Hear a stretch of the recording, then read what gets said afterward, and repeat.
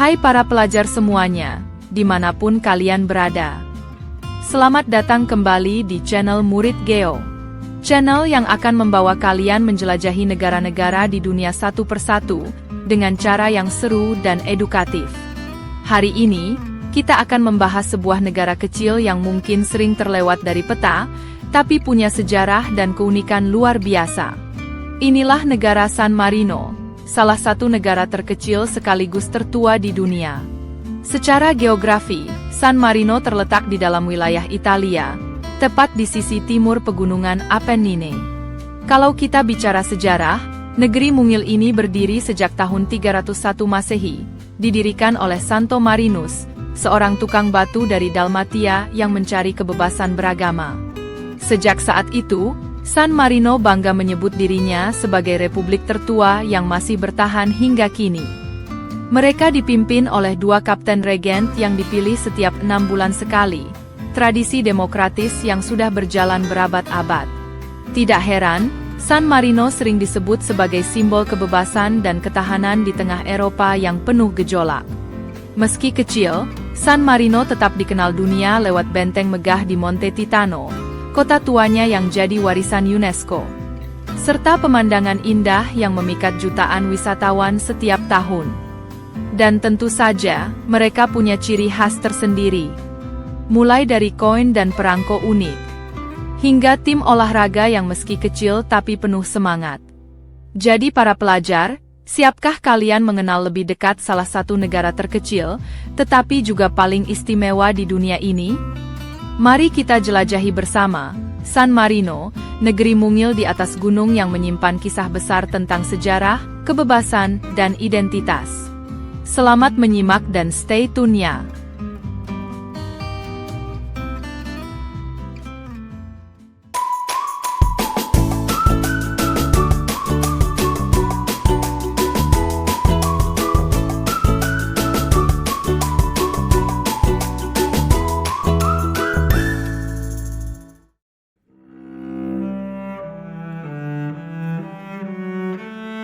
Para pelajar, kita lanjut ke bab geografi dari salah satu negara terkecil dan tertua di dunia, yaitu San Marino. San Marino terletak di Eropa Selatan, tepatnya di jantung semenanjung Italia. Luas wilayahnya hanya sekitar 61 km persegi saja, menjadikannya negara terkecil ketiga di Eropa, setelah Vatikan dan Monaco. Kalau dibandingkan, luas San Marino bahkan lebih kecil dari kota Surabaya, atau setara dengan setengah luas Kabupaten Sleman di Yogyakarta. Jadi, sangat mungil, tapi penuh sejarah. Negara ini sepenuhnya terkurung daratan alias landlocked, karena seluruh perbatasannya bersinggungan dengan Italia.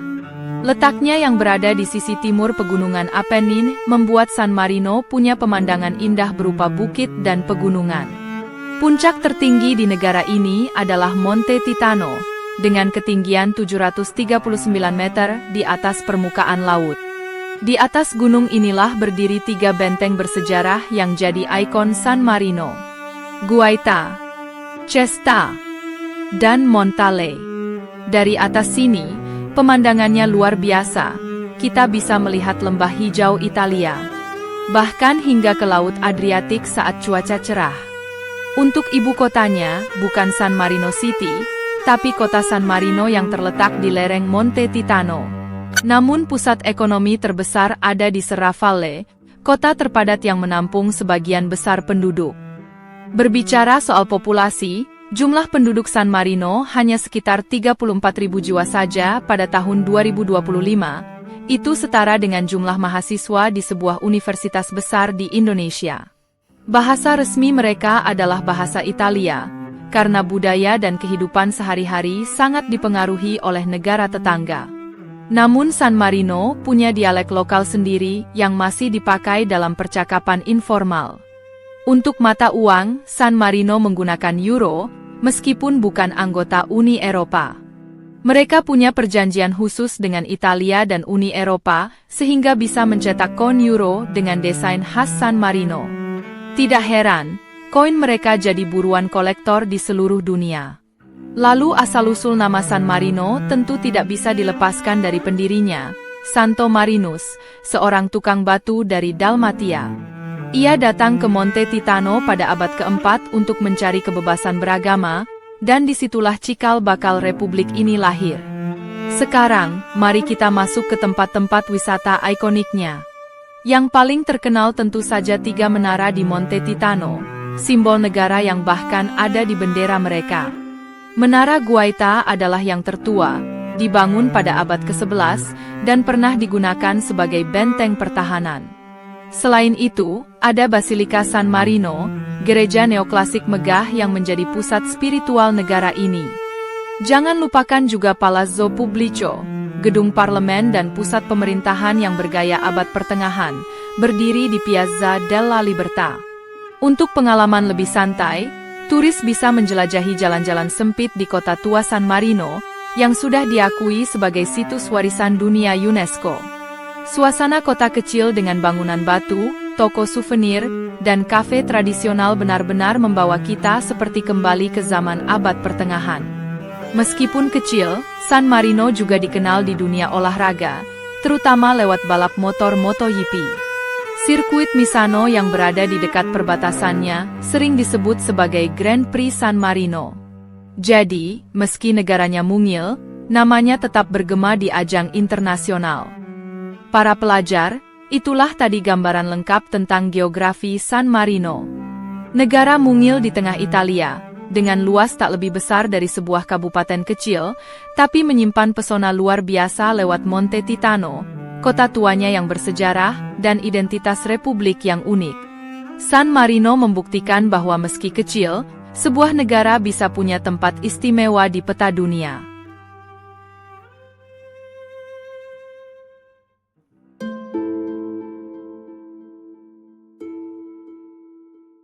Para pelajar, sekarang kita masuk ke bab sejarah San Marino. San Marino sering disebut sebagai republik tertua di dunia. Menurut tradisi, negara ini berdiri pada tahun 301 Masehi, ketika seorang tukang batu bernama Santo Marinus melarikan diri dari penganiayaan agama Kekaisaran Romawi. Ia naik ke Gunung Titano, dan di sanalah komunitas kecil yang bebas mulai terbentuk. Berabad-abad kemudian, saat kerajaan-kerajaan besar di Eropa saling berperang, San Marino tetap bertahan sebagai republik independen. Salah satu momen penting terjadi di abad pertengahan, ketika San Marino mendapat pengakuan resmi kedaulatan dari Paus pada tahun 1631. Sejak itu, identitas San Marino sebagai negara merdeka semakin kuat. Hebatnya lagi, San Marino berhasil melewati masa-masa sulit Eropa tanpa kehilangan kemerdekaannya. Bahkan ketika Napoleon berkuasa di awal abad ke-19, San Marino tidak ditaklukkan.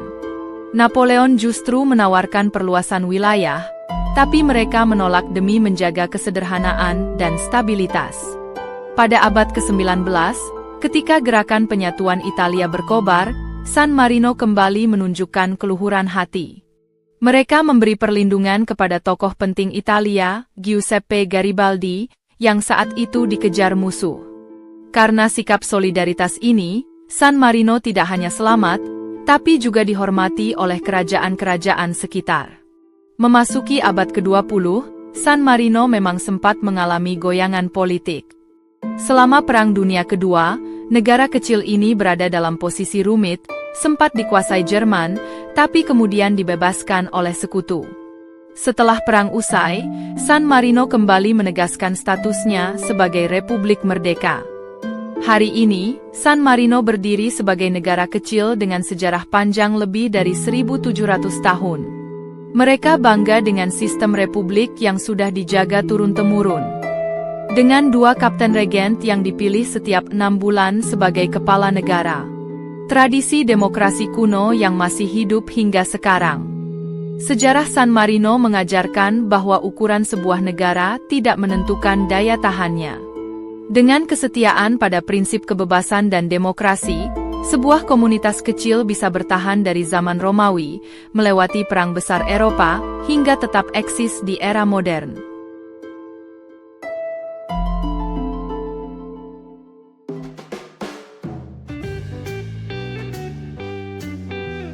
Para pelajar, Sekarang kita masuk ke bagian yang menarik dari San Marino, budayanya.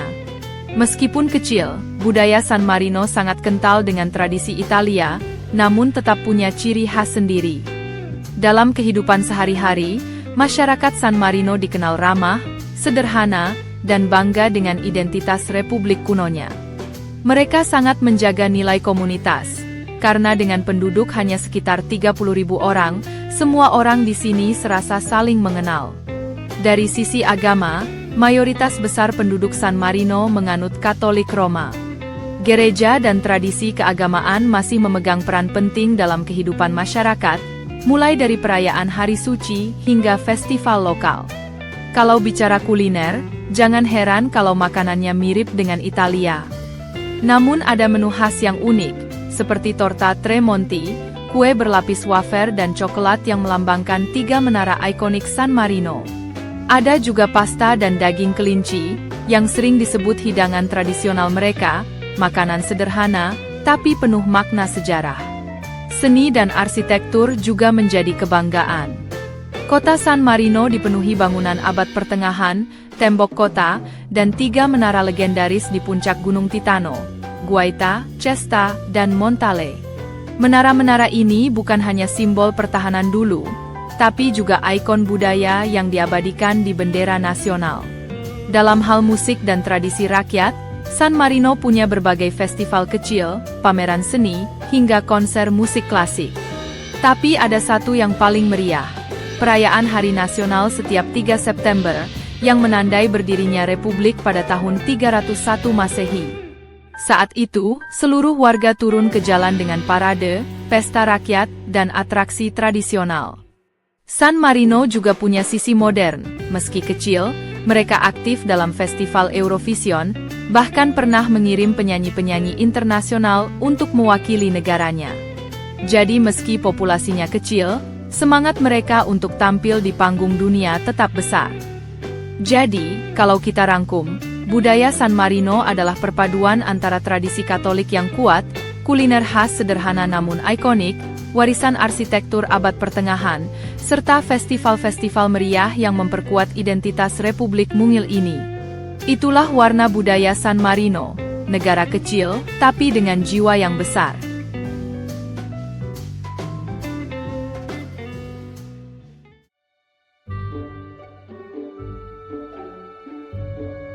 Para pelajar, sekarang kita masuk ke bab yang tidak kalah penting, politik San Marino.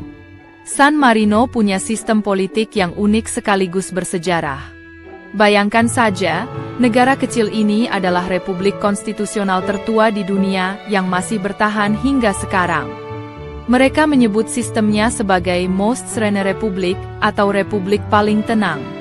Bentuk pemerintahannya adalah republik parlementer. Kekuasaan eksekutif dijalankan oleh 2 orang kepala negara yang disebut Capitani Regenti, atau Captains Regent. Mereka dipilih setiap 6 bulan sekali oleh parlemen, yang disebut Consiglio Grande e Generale. Jadi setiap tahun, San Marino selalu punya 2 pemimpin baru, sebuah tradisi rotasi kekuasaan yang sudah berlangsung ratusan tahun. Sistem ini bertujuan untuk mencegah munculnya penguasa tunggal, sekaligus menjaga semangat demokrasi langsung sejak awal berdirinya republik. Dalam urusan politik luar negeri, San Marino menjaga prinsip netralitas. Sama seperti Swiss, negara ini jarang sekali ikut konflik, dan lebih memilih menjaga hubungan baik dengan tetangga, khususnya Italia. Bahkan, Italia adalah mitra terpenting mereka dalam perdagangan, keamanan, hingga infrastruktur. Meski kecil, San Marino juga aktif di kancah internasional. Mereka adalah anggota PBB, Dewan Eropa, dan berbagai organisasi dunia lainnya. Kehadiran San Marino di forum global lebih sebagai simbol negara kecil yang ingin tetap bersuara di antara raksasa dunia. Soal ekonomi, politik San Marino cukup pragmatis. Pemerintah menekankan sektor pariwisata, perbankan, dan perdagangan bebas sebagai pilar utama. Kebijakan pajak yang rendah juga membuat San Marino dikenal sebagai surga finansial mini di Eropa. Namun, tentu ada tantangan. bagaimana mereka tetap transparan dalam sistem keuangan, menjaga netralitas, dan memastikan rakyat tetap sejahtera meski bergantung pada sektor pariwisata dan hubungan dengan Italia. Kalau dirangkum, politik San Marino adalah perpaduan tradisi kuno dengan praktik demokrasi modern. Dua kepala negara berganti tiap 6 bulan, parlemen yang aktif, sikap netral di dunia internasional, dan fokus pada ekonomi kecil tapi stabil. Inilah yang membuat San Marino, meski mungil, bisa tetap eksis dan dihormati di panggung dunia.